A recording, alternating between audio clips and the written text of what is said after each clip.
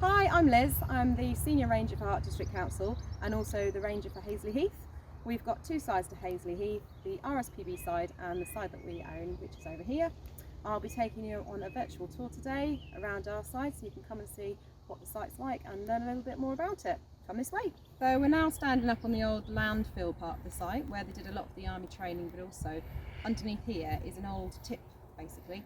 So you can see there's quite a lot of scrub behind me, a lot of ragwort, a lot of species that we don't really want being prolific in the way that they are.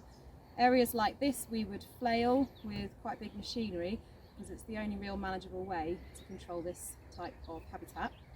It would be really good for the birds though, because although this seems like a big area behind me, there is a much wider area across the whole of the top part of the site. So controlling parts like this each year means that overall we'll get a really nice mosaic of habitats, which will be really good for things like whitethroat and the other birds that use this top area.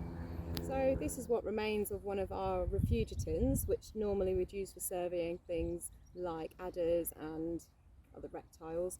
And at the moment we have a different home of visitors in here. It's not really sufficient for reptiles, but you can see a little family of ants have decided to have their nest underneath here. So although the sea heath might seem like it doesn't have much going on, there are a heck of a lot of wildlife that use these areas, and largely ground nesting birds are really important. So we have Dartford warbler, nightjar, woodlark, typical heathland type species that we're trying to encourage and promote living here. So when people's dogs are wandering around the site, we really try and work with Thames Basin Heath Partnership to encourage those dogs to be kept on the lead in areas like this. We've now reached the end of the tour. Thanks for listening. I hope you found it interesting. If you'd like to find out more about the work we do, please visit the council website. Alternatively, we'd really love it if you want to come and do some actual volunteering and get your hands a bit dirty.